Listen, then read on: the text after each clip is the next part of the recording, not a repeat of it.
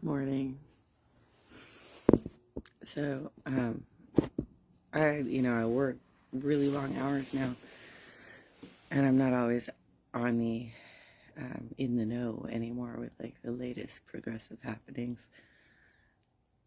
So I've been getting contacted um, over the last week or so by people who are realizing that everything I've been saying about like Jimmy Dore and the movement for the People's Party was right for the last 6 years. Um, that they really are just grifters, that they're really just like, it's a fundraising grift. I want to give a big shout out to Rebecca and Joe for being the whistleblowers for the MPP.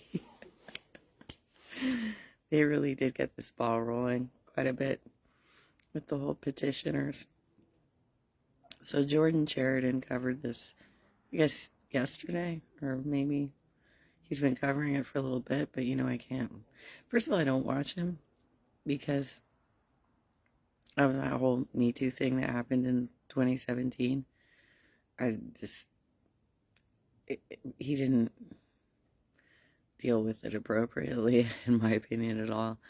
And, but that's neither here nor there. He apparently survived that particular revelation and still has a program. And so he's covering the implosion of the MPP. So I guess Nick Brana has been under investigation internally within the MPP by the board. And so I guess the way he rolls is that when the heat comes, he just fires them. He just shit cans them. That's what it looks like is happening here. I'm getting bits and pieces.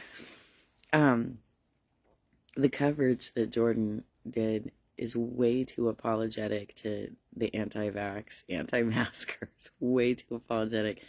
And so I'm not going to share the link of it. You can look it up.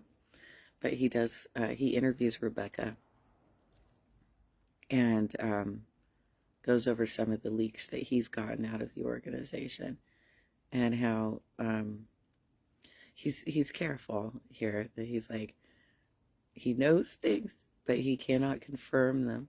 So he just says basically that, okay, there was an internal investigation and the timing of the departure of these board members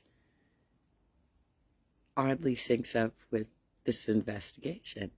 They also talk about it, I think it's a $20,000 expenditure to a company that was supposed to design a new logo which they have not used. And I don't even know if anybody's seen it. And the question is, where did that $20,000 go?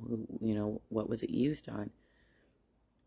I don't know either, but I can tell you that they do seem to employ trolls, social media trolls. That's what it feels like. That's what it looks like, is that they have a lot of bad faith actors out there pushing messaging. And I don't know if it's connected to that company or not, but the people involved with the MPP seem to have no problem trying to absolutely slander the folks for no reason, like the way they come after the squad and Nina Turner. They never attack right-wing sources. They're always coming after the progressives who are making headway by participating in electoral politics, and more specifically by entering the Democratic Party. But they also have a lot of sycophants who come after the activists who support that, like myself, like Jeff Campbell, like anybody Jeff Campbell knows.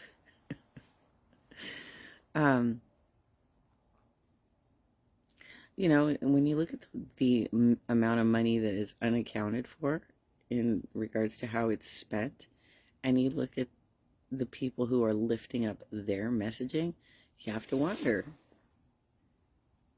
where is that money going? Where is that money going? Um, I'm glad that I'm getting these phone calls. I'm glad that people who in the past were like, no, Jenna, I don't know if you're right on this topic, are realizing I am right. And I have been right the entire time. 6 years, I have been right about this topic.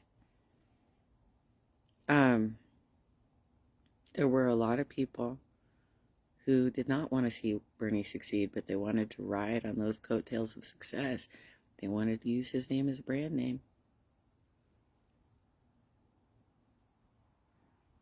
They had no intention of elevating him to victory. And that's why now all these knuckleheads are doing things like, I don't even want Medicare for all anymore. Or, oh, I'm going to vote all Republican now.